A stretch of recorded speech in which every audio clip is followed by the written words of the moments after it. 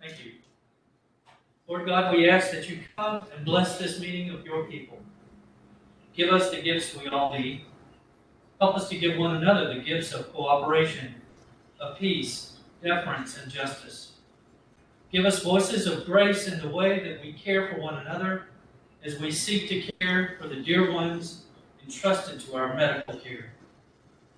From the baseline of our common humanity to the highest thoughts of clinical and theological virtue, we ask for power to be bold and good and thankful for our accomplishments and yet always curious about our patient's clinical mystery. Help us, O Lord, to move at the speed of trust in you and each other. Help us to sustain and build those relationships that always move us forward to a greater good. Strengthen our goodwill with knowledge, wisdom, and skill to understand those things we don't completely understand. Protect us, Lord, from those things that are out of our control that might complicate and frustrate the care of our community. Fortify our clinical knowledge and skill to do the best in our defense and to tirelessly fight that good fight with honor, compassion, and continuing bravery. We ask these things in your holy name. Amen. Amen. I pledge allegiance to the flag of the United States of America and to the republic for which it stands, one nation, under God, indivisible, with liberty and justice for all. Gerald Henry has joined the meeting. Mr. President, may I have a point of personal privilege before we begin the meeting, What are we doing now? if I may? It is related to the chapter. It's simple. Yes. I'm sure all of you received the copy of the email from our previous chaplain, John Gerhardt. And I would not want this board meeting to pass without recognition from the board. His longtime service to this hospital, his retirement, See that page? that we perhaps a note of congratulations on his second retirement and hope he doesn't flunk it again. So that's my personal privilege. Thank you, Tran. We will do that. I have two announcements to make before we begin our meeting. I want to note that our governor's order regarding establishing a quorum with virtual attendance has expired. One of our members is attending virtually today because he is under the weather. We do have a quorum on hand, and you can see that we are seated to accommodate state and federal recommendations Read it down. related to the current public health emergency. And we have been throughout, as we have been throughout the pandemic, we are continuing to avoid essential items from our consideration. The other notice that I have to read is as follows. Any citizen desiring to address the hospital board should turn in the speaker card to our board secretary. If the citizen comment pertains to an item of agenda today, the comment will be heard earlier in this meeting. Otherwise, it will be heard toward the end. Speakers are asked to limit their comments to 5 minutes. Vendors, suppliers, and other persons seeking hospital contracts awarded on a competitive basis are reminded that their ability to address the board may be restricted by the terms of the invitation for bid, request for proposal, or other purchasing criteria. Lastly, the board has established a claims adjustment review panel comprised of representatives of the board, the medical staff, the administrative and legal counsel to review and negotiate the settlement of claims. Accordingly, the board will not entertain comments or discuss or negotiate claims at this meeting. Okay, we seek approval of the orders of the day. Cheryl? I move approval of the orders of the day as published with 2 amendments. Removal of item 982 regarding appointment today, community members to board committees, and item 9C1, report of investment committee. Have an approval? Second? Any questions, comments? Carried. Thank you, Sarah. The next is the approval of the minutes of the meeting of January 19, 2021. Let's see. Motion, please. Second, all in favor, response by saying yes. Comments, none? Okay, carried. Thank you. Board reports. There are no board reports today. The report of the medical staff, Dr. Jack Wasson, and the Chief of Staff. Doctor? Yes, sir. We would like to go through the approval of a couple of agenda items. Thank you. Regarding the privileging forms for SMH in Venice, as stated by Dr. Raymeyer. All right, I thought Dr. Watson was going to be able to do that. All right. I move, that's okay, I don't need to get there. I move approval of SMH Sarasota's privileging forms for gastroenterology, general surgery, complex oncology surgery, as recommended by the medical executive committee. May I have a Second? motion, please? That's the motion. Second. Those in favor, respond by saying yes. Any comments? Motion carries. Continue, Doctor, please. I move approval of SMH Venice privileging forms for cardiovascular disease, cardiothoracic surgery, gastroenterology, general surgery, complex oncology surgery, thoracic surgery, and as recommended by the medical executive committee. It's a motion. Have a motion? Second. All in favor, respond by saying yes. Yes. Motion carries. Thank you, Doctor. Next is the Secretary's report. Sarah? Our next meeting will be Monday, March 15th, 2021. From 9 to 10:30 a.m., we'll have the Finance Committee. From 10:30 to noon, we'll have Government Effectiveness Committee. From noon to 12:30 will be the closed session hospital board meeting. From 12:30 to 2, board lunch and issue and financial review. 2 to 4, board meeting, and then from 4 to 4:30, corporate compliance immediately after the board meeting. Thank you, Sarah. Mr. Chairman, Yes. since we canceled the investment committee meeting earlier, I thought that we had discussed having the investment committee combined possibly with the finance committee for next month. Is that? We will try to do that, Tram. There was just not enough time to figure out if we have the right availability or everything. We will send out a request and we'll coordinate with you on that too. I think that's our intention. Okay. There's just not enough time. I just wanted the public to do it. We didn't forget. Thank you. Treasurer's report, Joseph DiVirgilio, Treasurer. Joe? Mr. Chairman, I have one item, approval of the bad debt and charity care for the month. And I have a motion, I move approval of the bad debt and charity care for the month ending January 31st, 2021 in the amount of $17,385,000. All those in favor respond by saying yes. Yes. Opposed, comments? The motion carried. Thank you, Joe. Next is financial highlights. Bill Volgen, our Chief Financial Officer. Bill, please. Thank you. I'll start with total revenue for the system and the rating agency format. For the month of January, we had $96,361,000 compared to a budget of $475,000. Fiscal year to date, this is 4 months. Total revenue of $367,621,000 compared to a budget of $365,067,000. The total expenses for the system and the rating agency format for January, $88,661,000 compared to a budget of $92,480,000. Fiscal year to date, total expenses of $340,541,000 compared to a budget of $344,195,000.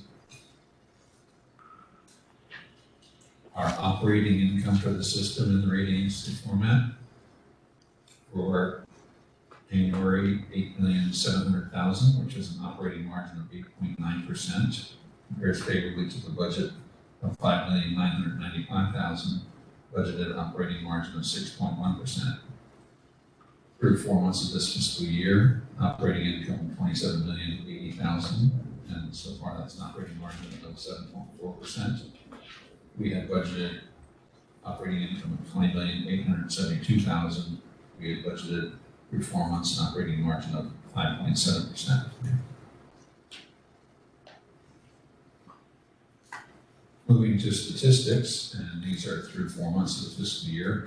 Our average daily occupancy has been 634 patients compared to a budget of 583 patients. The average acute length of stay has been 4.77 days. Last year, through 4 months, it was 4.27 days.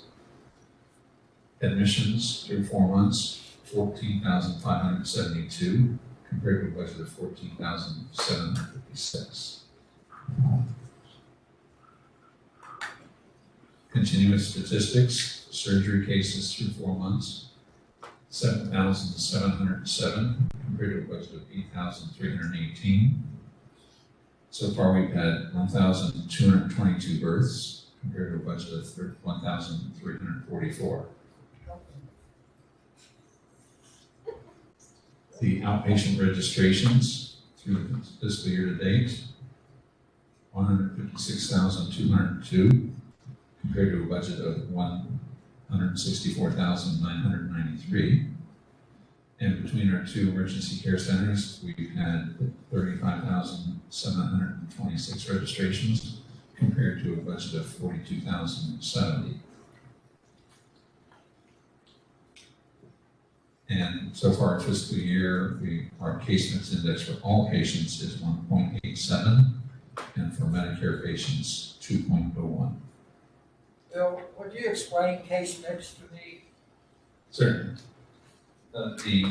Medicare has established the diagnostic related group categories.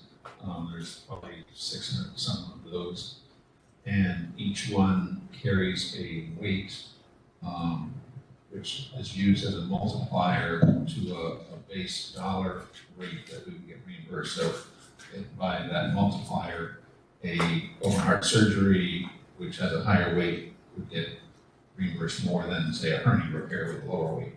And when you average the weights for every patient that has been in the house in the period of time that you're measuring it, you get that average. And in this case, over 4 months, for all patients, it was 1.87, and for Medicare patients, it was 2.01.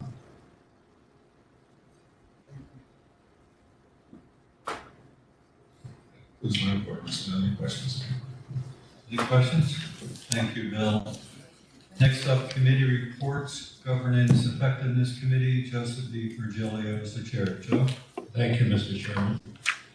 The Governance Effectiveness Committee met this morning with 2 action items on the agenda. The first was potential changes to the CEO contract, and secondly was a review of the community representation on our committees. However, due to time constraints, only the CEO contract was discussed. So the committee discussed implementation of the board's December decision to extend David's agreement on to 12/31/2031. After a great deal of discussion, including input from the board's labor and employment attorney and Lisa Dietrich from Mercer, and hearing the comments relayed by Lori Bennett and Carol Kalish about the review of the proposed terms with that compensation consultant, I therefore move approval of the amendments of the terms of David Behringer's employment agreement consistent with the board's decision to extend the agreement,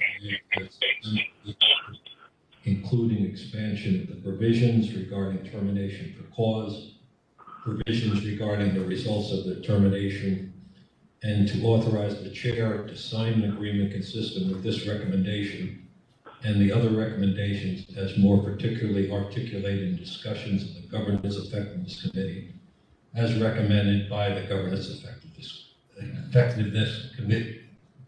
Do I have a second? Second. Comments? Mr. Tran? Do we have a second on this one? Yeah, we got it. Oh, we do, okay, thank you so much. As the board knows, I am opposed to a 10-year contract for our CEO. And I want the board to understand that this is not something I am opposed to because of David. David has done a good job. I support a 3-year contract, not a 10-year contract, for the following reasons. It is bad public policy. What is the public good in signing a 10-year contract with David? You say that you don't want to lose him to another institution, but does not a 3-year contract accomplish the same thing, particularly when you add automatic 1-year renewals? Other than the director of the FBI, I do not know of any other government official that has a 10-year contract. The Tampa Bay Buccaneers only gave Tom Brady a 2-year contract. Number 2, a 10-year contract is an awfully long time. Think about what all has transpired since 2010. Becker's Hospital Review, a noted publication in hospital administration, says that best practices are contracts from 3 to 4 years, and these contracts normally have renewal clauses in them. Our own consultant this morning could not name a hospital CEO with a 10-year contract that she knew of. Why would we want to hobble future boards with such a lengthy time period? Number 3, we become an outlier in comparison to other hospitals. In my opinion, the board has not done an independent study of what is customary and usual or best practices in hospital executive compensation. Other hospital directors I have spoken to tell me they use compensation consultants to assist the board in their fiduciary responsibilities to oversee the CEO. All we have is some survey data from MRSA and Caroline Kalish, our legal counsel, who, it should be pointed out, works for David, and that her salary compensation is controlled by him, not by us. She meets with individual board members to go over the data and suggest options for the board. I find it interesting that at the December meeting, Sharon Peters said that she had woken at 2 a.m. and wrote down her thoughts and decided that David needed a 10-year contract. I even questioned her at the meeting whether this is how she came up with her motion. And as I recall, she said it was yes. I don't know about the other directors, but I first heard of the 10-year contract when Caroline Kalish proposed it to me in our private meeting. She told me the executive director of Selby Gardens recently got a 10-year contract and assumed that that is where the idea came from. And I assumed that Ms. Kalish met with the other directors privately as well. Number 4, best practices. Most of us have been to a Governance Institute conference. I called and spoke with one of their managers, asking for the comparable data. And after checking, they called me back to say they did not know of a hospital extending a 10-year contract to their CEO. Lee Memorial, a larger hospital, twice the size of SMH, uses Gallagher's Consulting to help them. It is public information. If you haven't had a chance, you should try to look at it. Their CEO has a 4-year contract. Shands Hospital in Gainesville with over 1,100 beds and Tampa General with over 1,000 beds, their CEO does not have a 10-year contract. Matter of fact, Tampa General recently extended their CEO's contract from 3 to 5 years. And most recently, North Broward, which is comparable to us in terms of a taxing district, with over $1 billion in revenue, hired their new CEO, and I'm told his contract is still being negotiated, but is less than 5 years, more likely 3. What effort have we as a board gone to make sure we are using best practices in our compensation decisions? Is it too much for us to ask? What about other Florida hospitals? Could not ACA provide that to us in one phone call? Number 5, it sets a bad precedent. Should we be offering 10-year contracts to other employees in the hospital administration? Why not offer 10-year contracts to some of the doctors or our vendors? Or if we hire a new CEO, would we have to offer her a 10-year contract? Of course not. Too many things can change in 10 years. Number 6, there was no notice given. As I mentioned in December when this was brought up, I believe that we have not given adequate notice to the public that the board was considering making a material change to his contract. Further, we have not provided the public with peer salary information, benchmarking with comparable hospital systems, and full disclosures of all his executive benefit programs, compensation, including items such as medical coverage, disability salary continuation, group term life and AD&D insurance, individual supplemental life insurance, long-term disability insurance, qualified and non-qualified retirement benefit, paid time, and business expenses. Number 7, adequate time. We have not had adequate time to review the contract terms and conditions. Just this morning, the board was provided a summary sheet of the proposed terms and conditions. There was a lot of discussion this morning about the issue of David's health, how the contract term may hamper the board in dealing with serious disabilities, and I'm not sure that was fully resolved. But number 7, adequate time, we have not had. And number 8, finally, I've heard the argument that David has done a good job, and I agree with that. While I may have disagreements with him on some issues, I give him credit for doing a good job. And for that, he is richly rewarded. He has a salary in the 75th quartile of his peer group. He has a generous short-term incentive program where he earns 30% or more of his salary. And finally, he participates in a long-term incentive program where he will be paid $750,000 if he delivers the new hospital in Venice and the cancer center on time and on budget. His current contract term has been for 3 years. I see no reason why we should not continue with that plan. Number 9, and finally, may I remind the board that we are not honorary directors of Sarasota Memorial Hospital.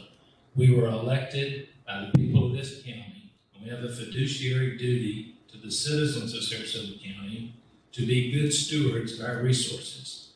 I go back to the first question I asked: what is the public good for us to enter into a 10-year contract with the CEO? I see none. No person is indispensable. And for these reasons, I cannot support a 10-year contract for the CEO. Thank you, Tram. We have a motion that's been seconded. All those in favor respond by saying yes. Hold on, Morgan, we have some more discussion. Sorry. Yes, Sharon Wexler D. Peters, and I do not appreciate your questioning my sleep habits, number 1. I had already thought about David's 10-year contract. I want David here to see this hospital through everything that we had talked about, why we're so successful. And I asked Carol Ann if it was proper for me to offer him a 10-year contract. I thought about saying to the board everything and categorizing everything that David has done and why I want a 10-year contract. And I just want to clarify that because you were sort of spinning it the other way. So that is all I have to say about that right now. And I hope you're with us for 10 years, David. We need you.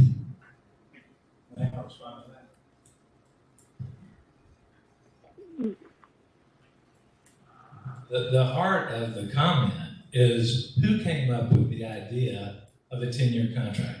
I would like to know then what date you met with Caroline Kalish and what date I met with Caroline Kalish. And I would bet that somewhere in between, at some point, it was orchestrated to have a 10-year contract. For you to say that it came to you and you put it in motion, I heard about it before you made your motion. Then we're both on the same track. No, I heard about it from Caroline Kalish.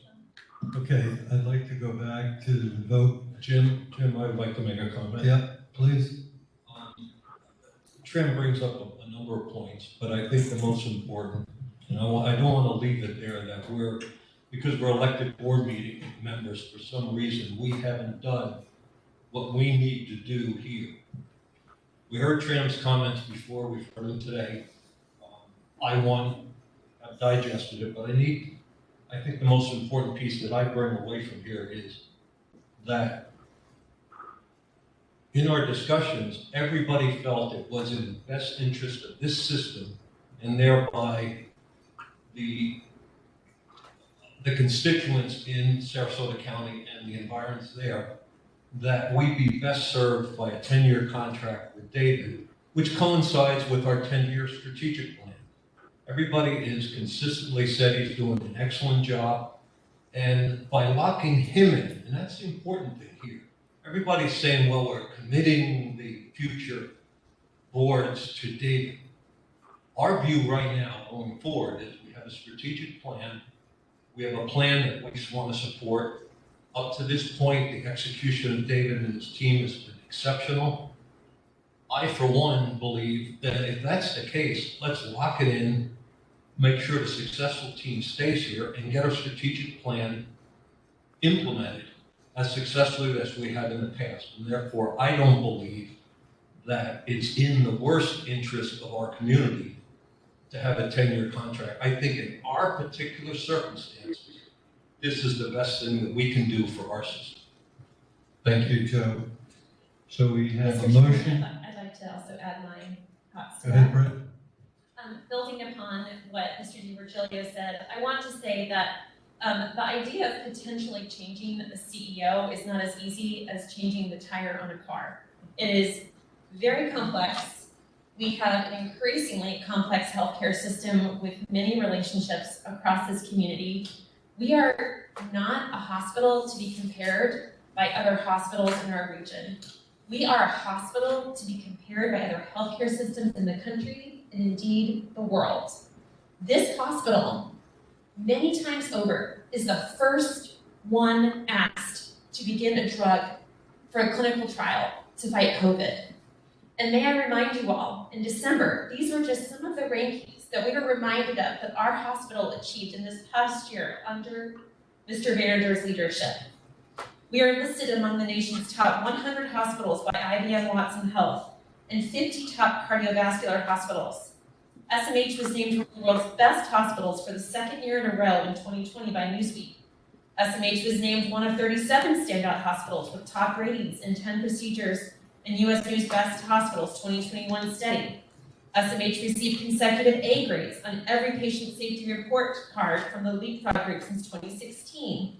SMH earned American Heart Association, Stroke Association top honors for 2020. And the list goes on. If we want to talk about hospitals, none of the ones that Mr. has listed can merit any of those accomplishments. Not to mention the unprecedented growth that this healthcare system has been on for the last few years and is facing ahead of us. These are very uncertain times.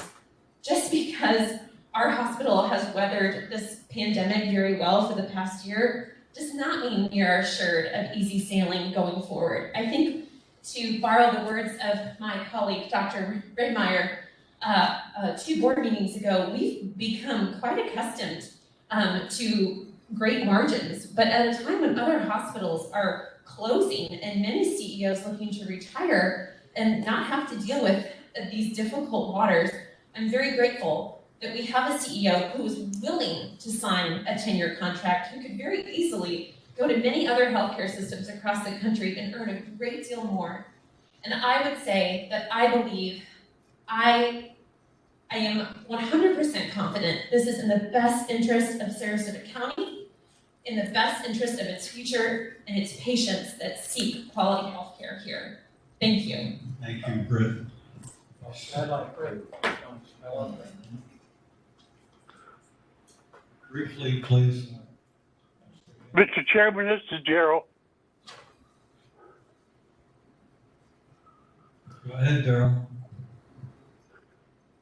I listened to all the words that Jim said about the reaching consensus, as we thought that was the best for our community, and we talked about it at length.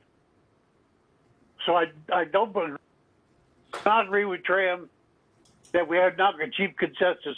We have. However, I'm very concerned about the other aspect of Tram's discussion. I believe the legal officer is there in place to keep us on the right side of the law. I do not believe the legal officer is a member of the board, therefore helps to decide policy and compensation and that sort of stuff. In a 10-year contract, that's in my mind is above what we asked the legal officer to do.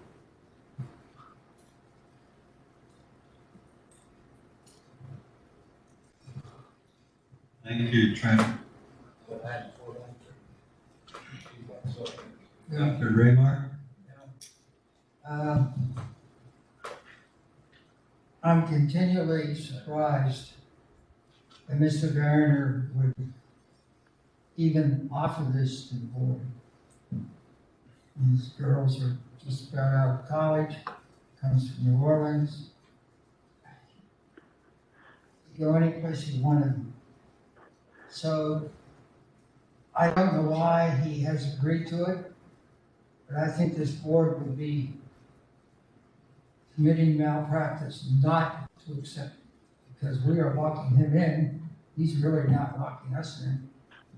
So it's amazing to me, because this is all on the board's side favor. But if he is willing to do it for whatever personal reasons, we really need to accept it. Thank you, Doctor. Trent? Thank you. There we go. Thank you. A couple of items. One, I'm a little confused on how this materialized, but I don't know that David asked for it. I heard Sharon make the motion to give him the tenure. David did not ask for it. Secondly, I would say, unless y'all have a different view of that, please tell me, because that would mean that you heard about it from someone else besides Sharon. But nevertheless, I would say that David has a 3-year contract. I'm suggesting that I'm in favor of keeping David. I think that the 3-year contract with the annual renewable clause achieves the same thing. And the other point to respond to Brett is that in terms of adequate time to evaluate this morning, we first learned of a consultancy amendment to his contract that would allow up to 20% of his salary to be paid after his departure from the hospital in 2031. Let me repeat that. 20% of his salary we're approving No, we're No, not. no, we're No, not. we're not. Well, The consulting agreement was based on discussion. The consulting agreement was not included because it was not. Does that mean it is stricken from the? Yes. Yes, It's not in the Then- budget. and in then addition to I- that, Correct. it Then I, was on the I agenda stand, yesterday. I have the floor. Friday. I have the floor. I stand corrected. Okay. Mr. Chairman, this is Darrell. Spectacular. I'm gonna ask that we can come back to the vote, please. All in favor respond by saying yes. Yes. Opposed? No. Yes. I don't know what we're voting on. Darrell, what did you say? What are we voting on? We're voting on the motion that was a result of Joe's report on the issue of compensation. I'd like to do this, and I propose a motion to offer David a 10-year contract, and I call for the vote to see where people stand. We already voted on it, and it's been approved. So, Mr. Henry, it seems like maybe your vote wasn't reflected. Joe did read that motion that would adopt the discussion from this morning that included the 10-year term. It sounds like you are voting yes on that, but I just want to confirm that. That was a separate motion that was made and seconded and followed by the discussion of the board. No, you may not assume what Okay. I'm against and what I'm for. I told you I'm for it because I said I made a motion for it to be 10 years. Well, we What I'm already. interested in finding out is by calling that question right now, talk to death. Let's go ahead and find out what people really think. Darrell, this is Joe D. There's no need for your motion because that 10-year contract was approved at the December meeting, which you Okay, voted. then why are we discussing it again? No, well, I understand your point. Your point is well taken that was the discussion Tram brought up. But we permitted it as part of the discussion associated with the, I have no argument with that, and I'm okay. I'm good with the 10-year contract. good. I think I especially like the way, I believe it was Mr. Meister All that right. was explaining what he thought was the rationale. I especially agree with that. Okay. And my So I'm good with question, that. I'm good with that. But we were discussing it again. I thought we'd get ready to vote yay or nay. But okay, I'm good with that. you're And, good? Darrell, you're good? I'm good with the 10 years. Great, thank you very much. Okay, let's continue. Mission and planning, Sharon?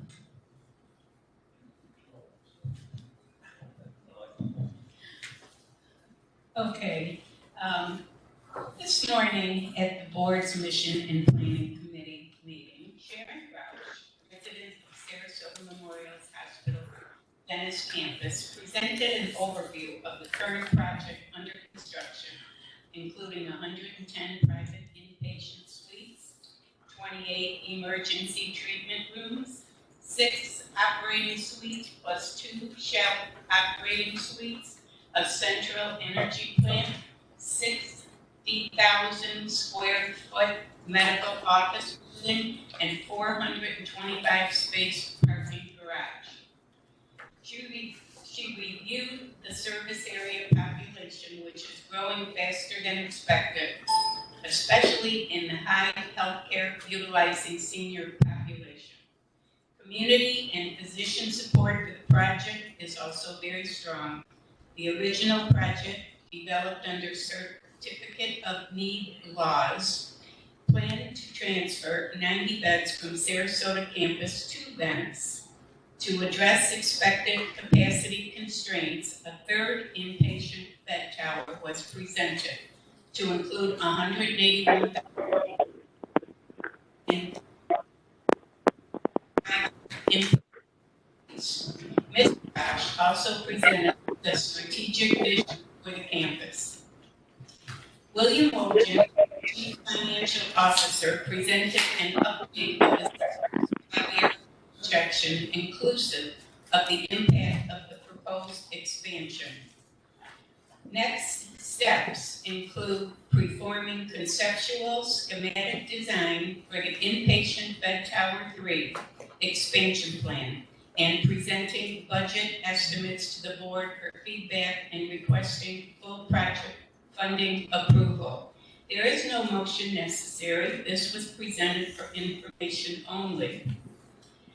In addition, I'd like to add a thank you compliment to both Glad Architects and Gilbane Construction, as expressed unanimously by all board members today, for their on-time, within budget progress, which we all have come to memorize and appreciate, with the building and construction of Sarasota Memorial Venice. We so appreciate them. Thank you for your attention.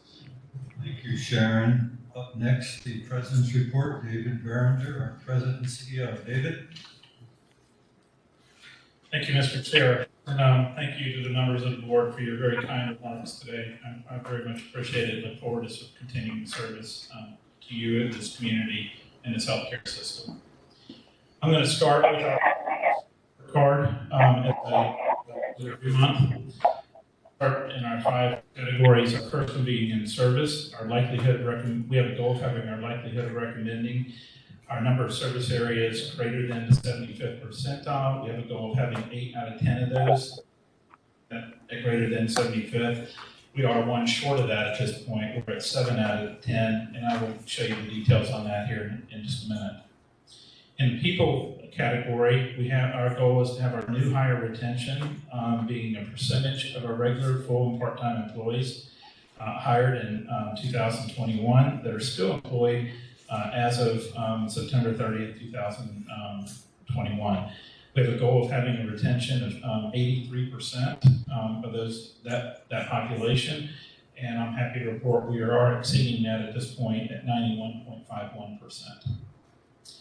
An equality indicator, our indicator is to have around infection prevention, our combined overall standardized infection rate of being less than 0.88. Just to remind the board that the national average or expected number in that is 1.0, so we already set our goal quite a bit less than what goes on in the rest of the country, and I'm happy to report we're exceeding that at 0.7, so pretty remarkable work going on. In the finance pillar, you already heard our CFO, Bill Wojcik, give a report, but our goal in finance is having an operating margin meet or exceed our budget. Our goal is the budget of 5.5%. We are projecting that we would hit in excess of that, and we are projecting a 6% at this point. In the growth pillar, we have 2 goals. The first being our inpatient admissions and outpatient observations.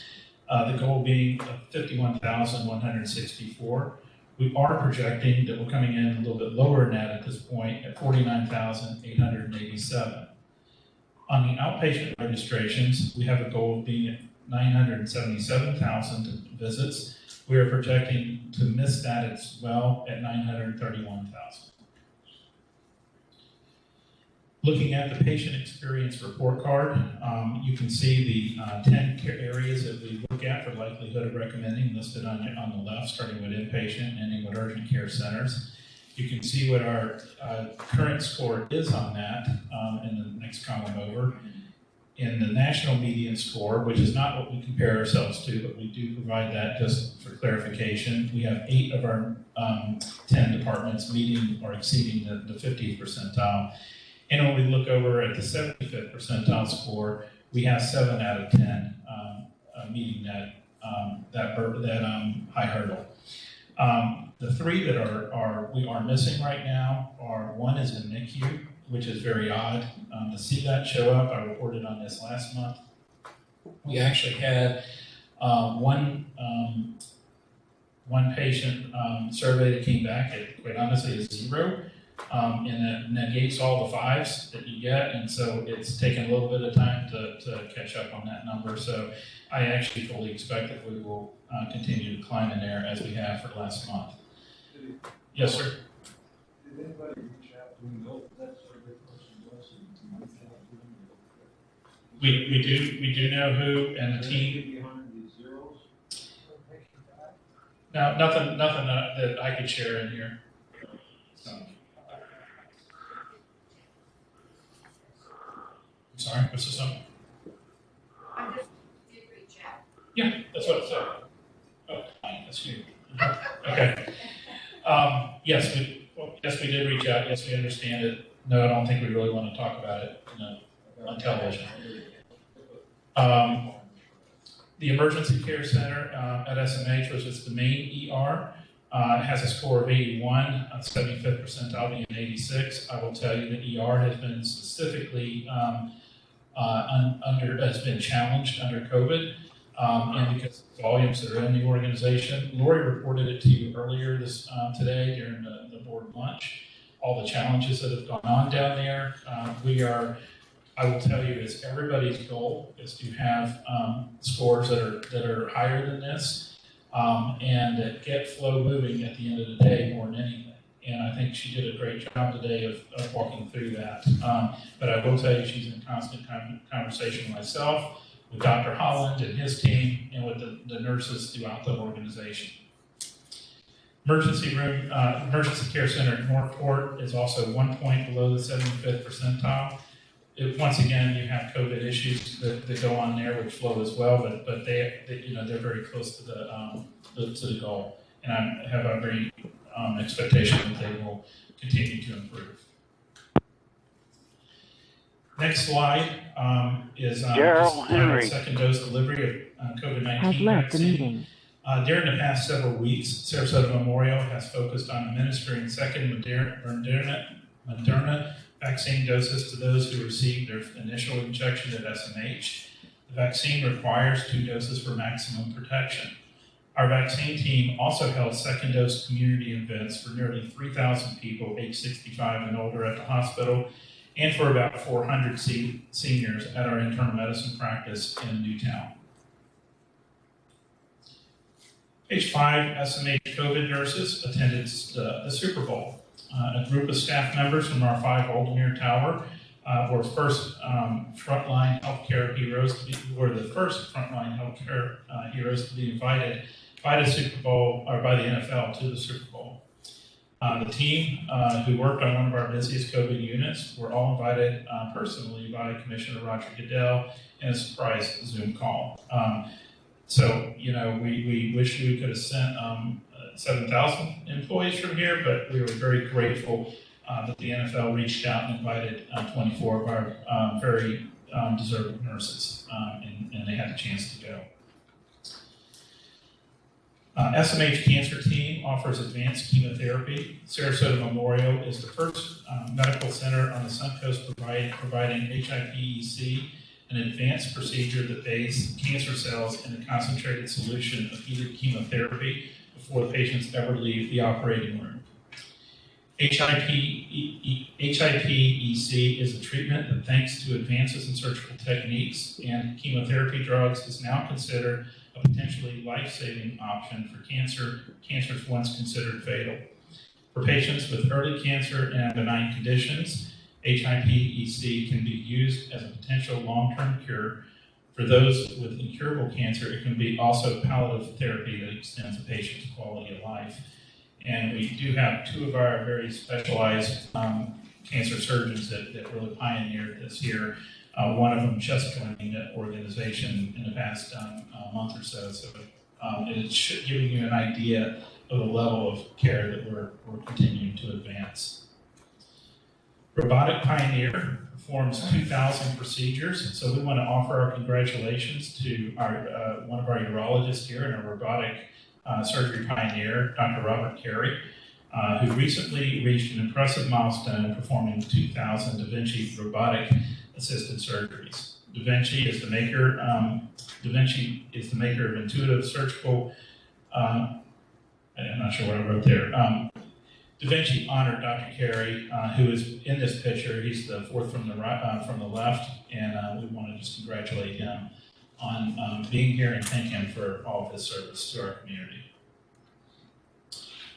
As we've talked multiple times today, Sharon Roush did a great job of presenting what's going on in Venice and really looking forward to our strategic plan on our Venice campus.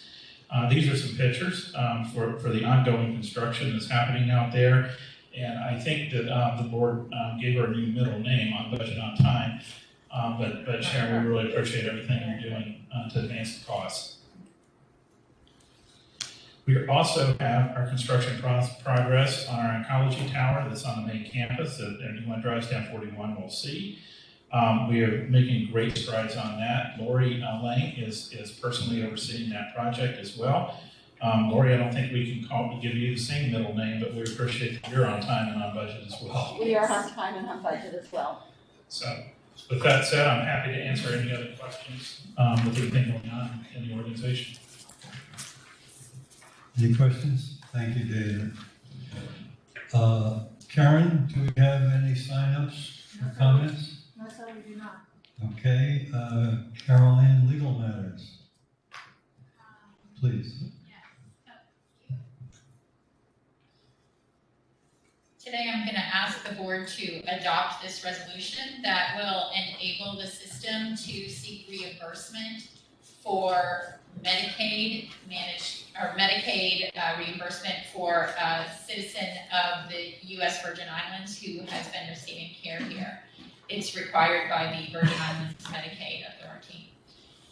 So under this corporate resolution, we do have a quorum present.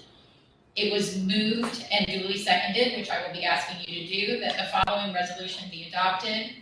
Be it resolved that the Board of Directors of the above corporation do hereby authorize David Behringer, President and CEO, and his or her successors in office to negotiate on terms and conditions that she may deem advisable, a contract or contracts with the Virgin Islands Medicaid Agency Has joined the meeting. and to execute said contract or contracts on behalf of the corporation. And further, we do hereby give him or her the power and authority to do all things necessary to implement, maintain, amend, or renew the contract.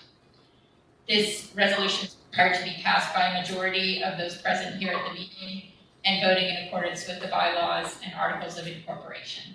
And then if I get a motion and the approval of the board, it will be signed today by Sarah and Jim Meister as the secretary and chair. Do we have a second? All those in favor respond by saying yes. Yes. Opposed, no. Yes, have. Thank you. Thank you. That concludes my report. Say something before we adjourn? Yes, Mr. Chairman, I rise on a question of personal privilege to address the board.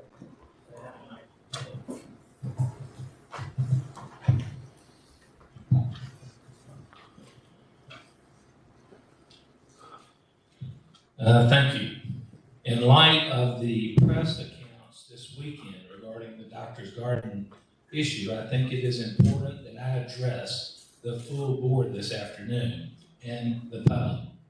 Many of my generation came of age during the Watergate scandal. We all remember two expressions that became ingrained in the lexicon of the baby boom generation: follow the money, and the cover-up is worse than the crime.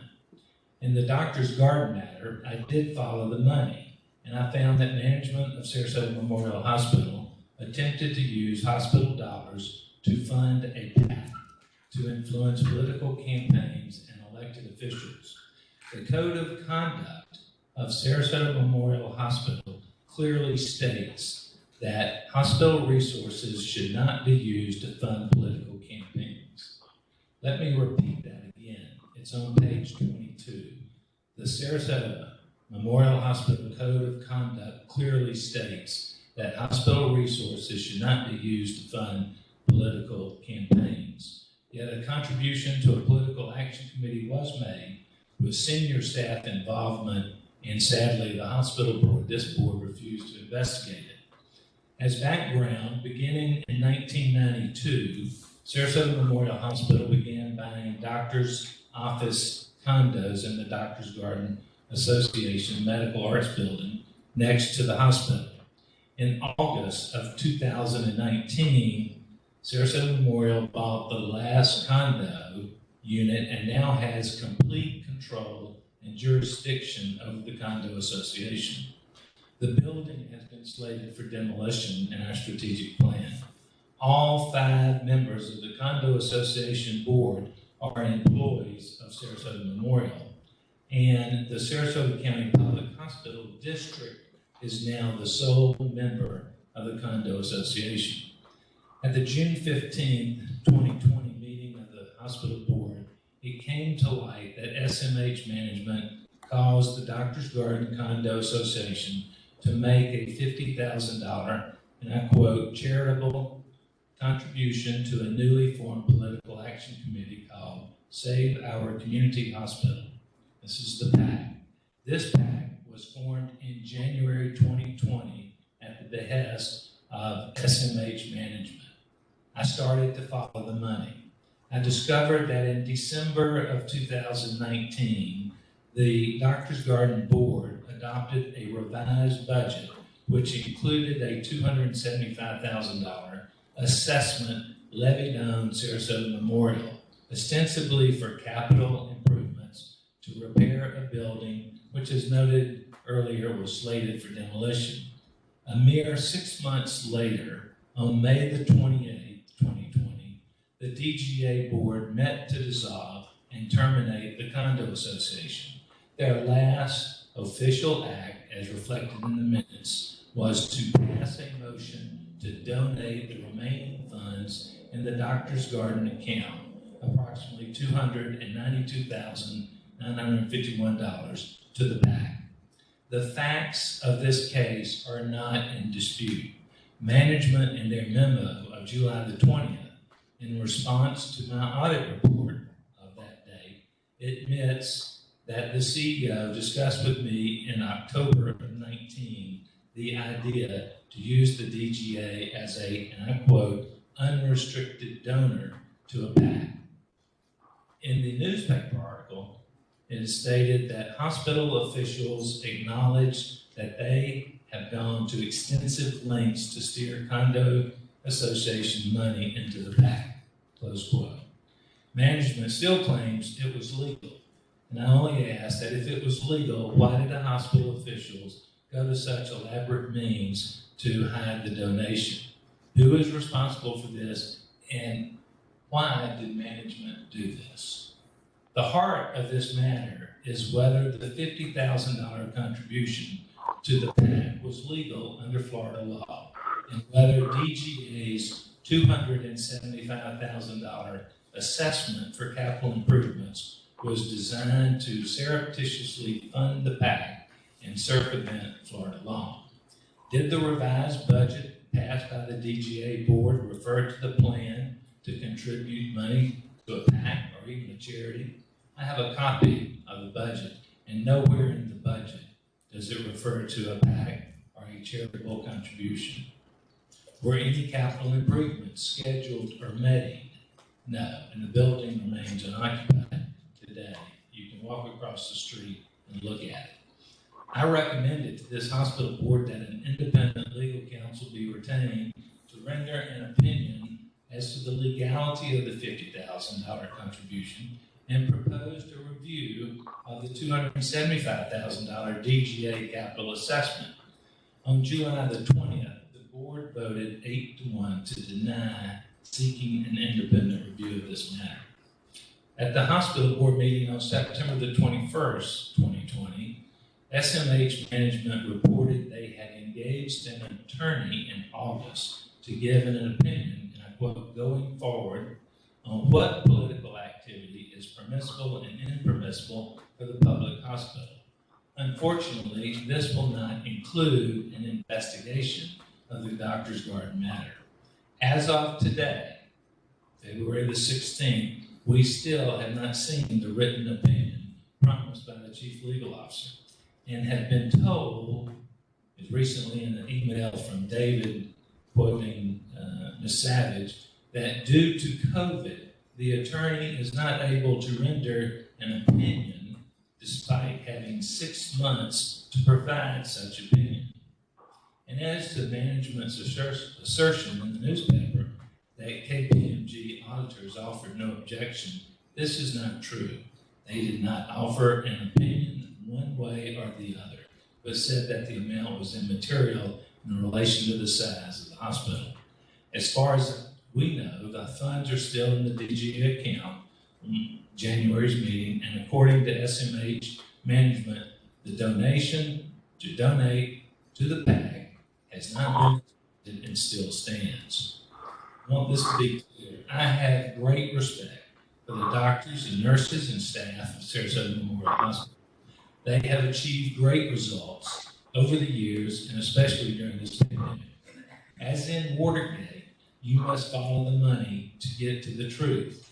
I may not be an attorney, but I know it is wrong to use hospital dollars, taxpayer dollars, to fund political campaigns, and it is a violation of our code of conduct.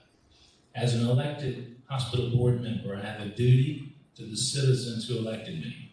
As chairman, I should say, past chairman of the audit committee, I had an obligation to investigate and bring to light matters involving financial impropriety. I have made many attempts to resolve this issue with management and within the board, but to no avail. In bringing sunshine to this matter publicly, I hope to put an end to this overt attempt to use public hospital funds to support a PAC and to stop it from ever happening again. And finally, in the newspaper article, Mr. Behringer said that I had a separate agenda. Let me be clear, my agenda is simple, is I want to have the money returned to the hospital in order to stop this from ever happening again. So therefore, as a part of personal privilege, I'm allowed to make a motion, and I would like to move that the board instruct management to cause the Doctors Garden Condo Association to refund to the Sarasota County Hospital District as the sole member of the Condo Association all funds assessed as a part of the $275,000 capital improvement to the Doctors Garden building on or about January the 10th, 2020.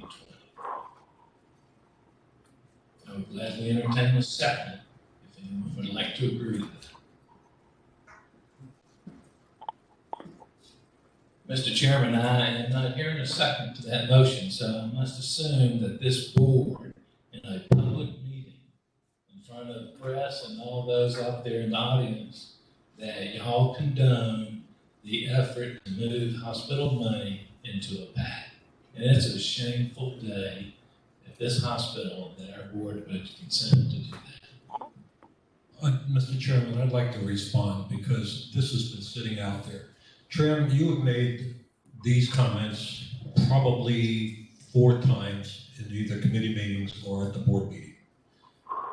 The piece that you have come to a conclusion, which you've expressed in the press and everything else. However, this has been discussed by the board. We considered your comments. We considered the legal input. We did take action and asked management to bring this forward.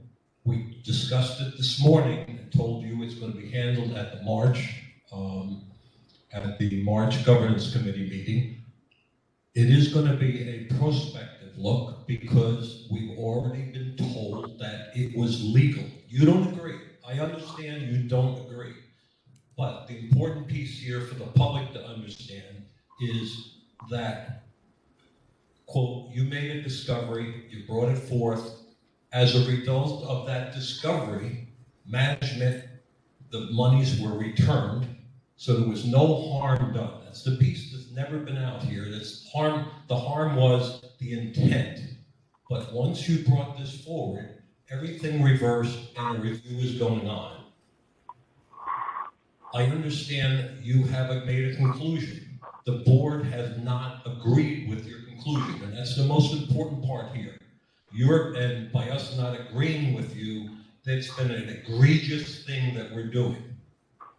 We have considered your comments, and we are going to get a legal review in March on going forward as to the legality, a review of the legality of contributing to a PAC.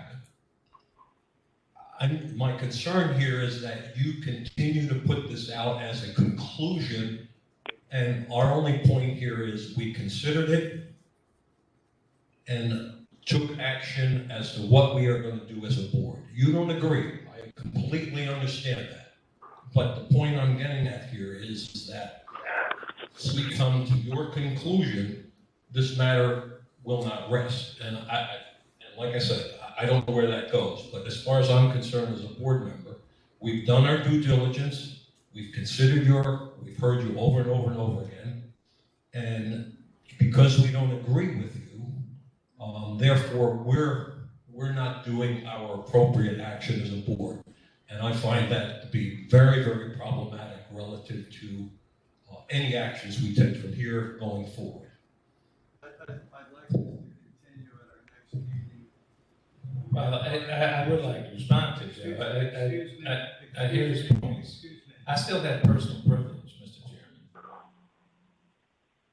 I'd like to respond to Joe's comments, and that is that, yes, I have brought it to the board. My recommendation back in July was to have an independent council look at this.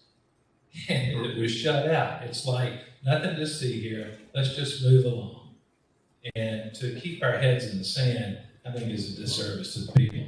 But y'all have made your desires known, no second and no vote to get our money back.